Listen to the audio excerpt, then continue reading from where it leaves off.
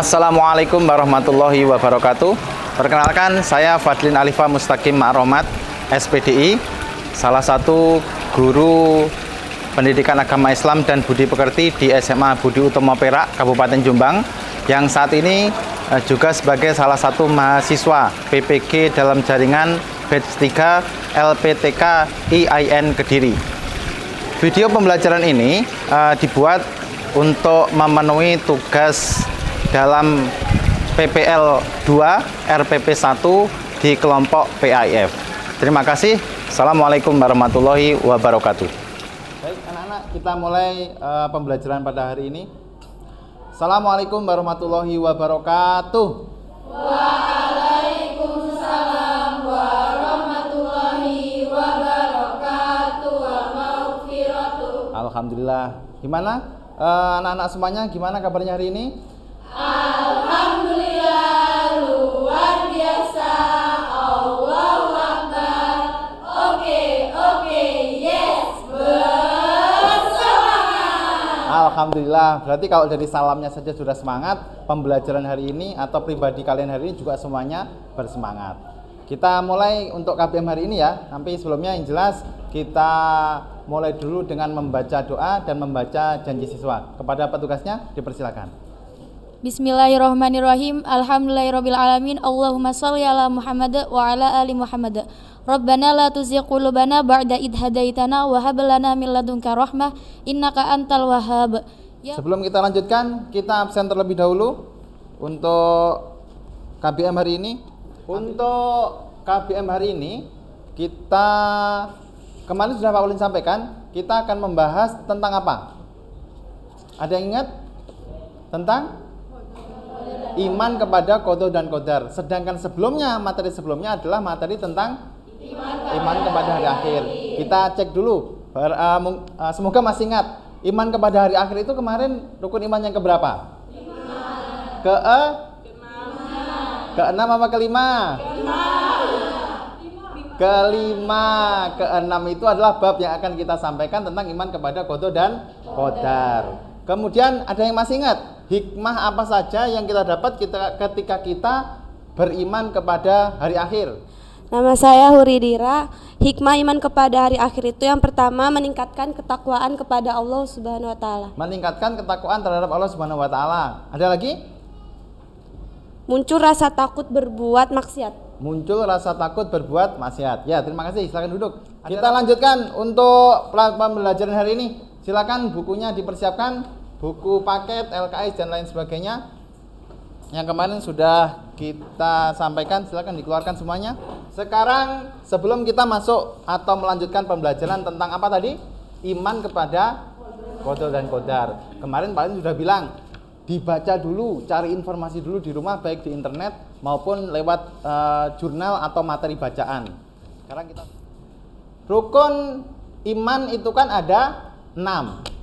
Sedangkan iman kepada qada dan qadar merupakan rukun iman yang keberapa? angkat tangan, kemudian ya. Oke, rukun iman, qadha dan qadar merupakan rukun iman ke-6. Sekarang pertanyaan kedua. Apa perbedaan qadha dan qadar? Ada yang tahu? Tidak ada yang tahu. Ya, nanti kita bahas. Berarti belum baca materinya. Pertanyaan selanjutnya. Qadha dan qadar dikelompokkan menjadi berapa? Dan apa saja itu? Enggak ada yang tahu? Ada dua, takdir mubram dan takdir mu'alak. Ya, lupa ya? Atau belum baca? Nanti kita bahas hari ini. Alhamdulillah, jazakallahu khairan, muga-muga Allah paling manfaat dan barokah.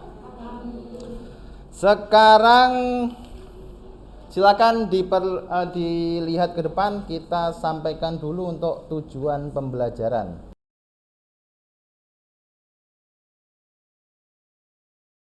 Tentang iman kepada qadha dan qadar, kompetensi dasar yang 1.26, 2.26 ini sikap dan spiritual. Yang Pak Wali disampaikan yang 3.26 ini tentang pengetahuan. Nanti setelah belajar diharapkan kalian bisa mengevaluasi makna iman kepada qadha dan qadar. Oh ya, Pak Wali lupa menyampaikan sesuatu. Nanti praktek pembelajaran kita hari ini, nanti Pak Wali tampilkan video. Kemudian setelah itu kalian membuat kelompok, membuat 3 kelompok ya, sesuai yang sudah ditentukan. Setelah itu kalian berdiskusi. Pak Wali nanti akan memberikan satu permasalahan. Diskusikan dengan teman sekelas kalian, dengan teman sekelompok kalian, dan di sesi akhir nanti silakan kalian mempresentasikan. Qadha dan qadar atau takdir berasal dari bahasa Arab. Qadha secara bahasa berarti ketetapan, ketentuan, ukuran, takaran atau sifat. Baik, setelah kita selesai menyimak video ini, silakan kalian membentuk kelompok dulu. Membentuk kelompok, satu kelas dibagi 3 kelompok. Nanti Pak Wadin kasih waktu 15 menit untuk berdiskusi. Setelah itu kita menyampaikan hasil diskusinya di depan kelas. Ya, silakan membentuk kelompok masing-masing. Untuk permasalahannya, permasalahan yang Pak Wadin siapkan, coba diperhatikan. Akan Pak Wadin bacakan permasalahan yang nanti harus kalian diskusikan.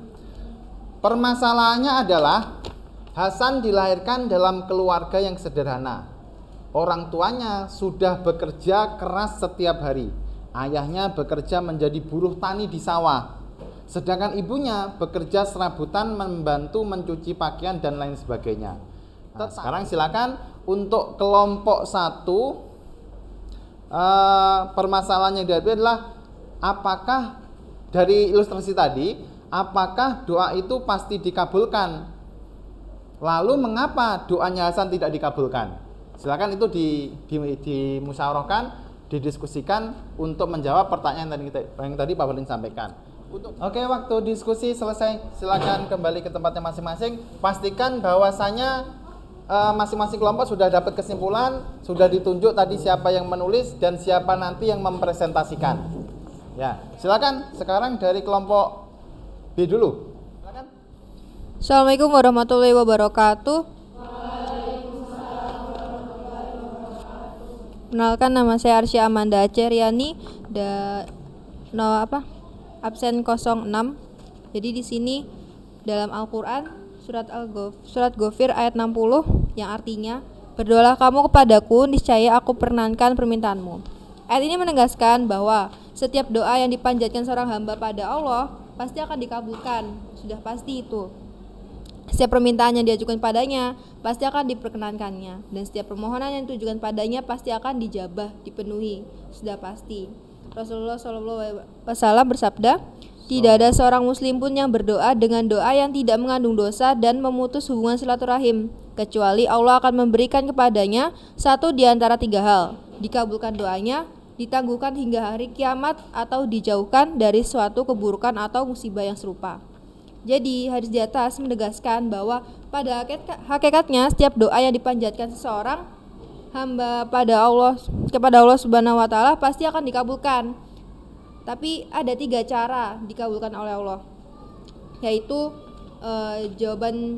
doanya itu pasti langsung dikabulkan, dijabah. Yang kedua itu ditunda atau ditangguhkan hingga hari kiamat, dan yang ketiga doanya dikabulkan tetapi diganti dengan yang lebih baik, karena mungkin doa yang dia minta itu buruk buat dia. Oke.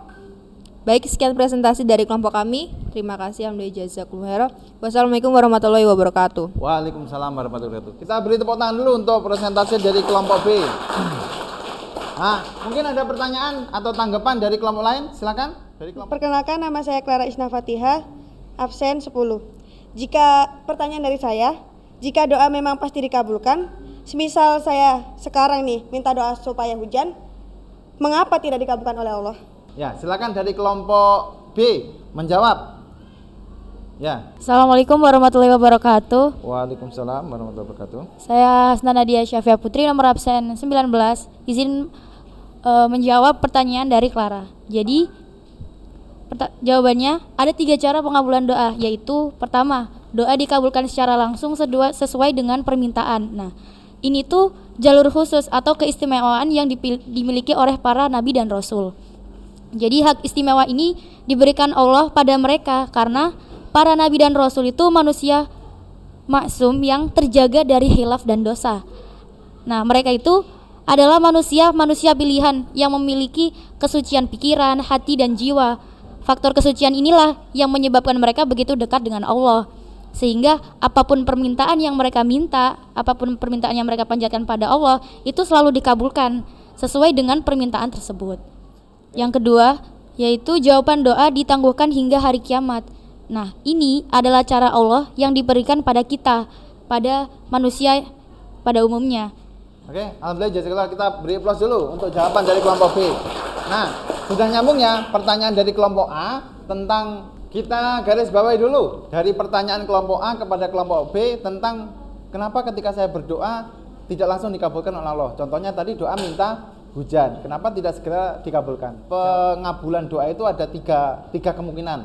Satu, doanya langsung dikabulkan. Yang kedua, doanya ditunda untuk diganti di hari kiamat nanti. Dan yang ketiga adalah doanya diganti dengan yang lebih baik, yang lebih dibutuhkan oleh kita pada saat ini. Kita selesai untuk sesi diskusinya. Sekarang perhatikan ke depan, akan Pak Fadlin jelaskan sekali lagi tentang keimanan terhadap kodo dan kodar. Kita sudah mempelajari tentang beberapa permasalahan yang kita diskusikan, kemudian kita tarik kesimpulannya. Iman kepada kodo dan kodar berarti kita percaya bahwa segala sesuatu yang ada di dunia ini sudah ada ketentuannya, sudah ada takdirnya masing-masing. Takdir dibagi menjadi 2. Ya, tadi disebut ada kodo, ada kodar. Kodo itu adalah ketentuan Allah yang belum terjadi pada makhluknya, sedangkan kodar adalah ketentuan Allah yang sudah terjadi pada makhluknya. Ada yang bisa memberikan contoh untuk mubram, takdir yang tidak bisa dirubah, ya? Apa? Kematian. Kematian. Waktu matinya seseorang itu sudah ada ketentuannya, jadi tidak bisa dirubah. Itu salah satu contoh dari takdir apa tadi? Mubram. Yang kedua takdir mu'alak, yaitu ketentuan Allah untuk makhluknya yang masih bisa dirubah dengan usaha manusia. Ada yang tahu apa contohnya? Seperti seseorang yang bisa mahir memasak. Kenapa? Karena dia terus berlatih dan berlatih. Orang bisa mahir memasak ketika dia mau berlatih untuk memasak. Itu namanya takdir mu'alak. Jadi hasilnya itu tergantung pada usaha yang dia kerjakan. Misalnya kalian sesi diskusi sudah selesai, kemudian silakan di 15 menit terakhir ini yang sudah Pak Wadin share di moodle-nya masing-masing. Silakan semuanya buka moodle-nya, dikerjakan LKPD-nya sebagai bentuk post test.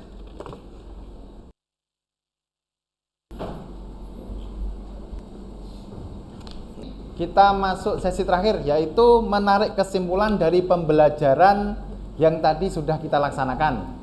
Tadi ada beberapa yang kita tarik kesimpulan, ada pengertian iman kepada kodo dan kodar, pembagian kodo dan kodar, macamnya kodo dan kodar. Coba salah satu ada yang tahu? Tadi kalau kodo dan kodar itu atau takdir dibagi menjadi berapa? Mu'alaf dan mubram. Takdir bagi 2, yaitu mu'alaf dan mubram. Pembelajaran kita selesai. Untuk menutup hari ini, Pak Wadlin minta refleksi dari kegiatan kita atau pembelajaran hari ini. Maksudnya kurangnya apa dari pembelajaran kita atau baiknya gimana? Ya, silakan. saya Dea Puspita Handayani. Untuk evaluasi hari ini, Baik, salah satu bentuk refleksi hari ini adalah mungkin waktu diskusinya ya perlu diperpanjang, dan yang kedua tadi usulannya tadi kalau bisa yang bicara hanya siswa tertentu saja, semuanya ikut berbicara secara bergantian sehingga semuanya aktif untuk mengikuti pelajaran. Karena tadi sesuai kontrak pelajaran yang tadi kita sampaikan bahwa yang dapat nilai itu adalah siswa-siswi yang aktif untuk mengikuti pelajaran, gitu ya. Alhamdulillah, jazakumullah. Baik, kita tutup pelajaran hari ini dengan hamdalah. Kita ucapkan bersama-sama alhamdulillahirabbil alamin. Jazakumullah khairan. Semoga Allah memberi manfaat dan barokah. Kita akhiri pembelajaran hari ini. Akhirul kalam. Assalamualaikum warahmatullahi wabarakatuh. Waalaikumsalam warahmatullahi wabarakatuh. Alhamdulillahi jazakallahu khairan. Baik, jazakumullah.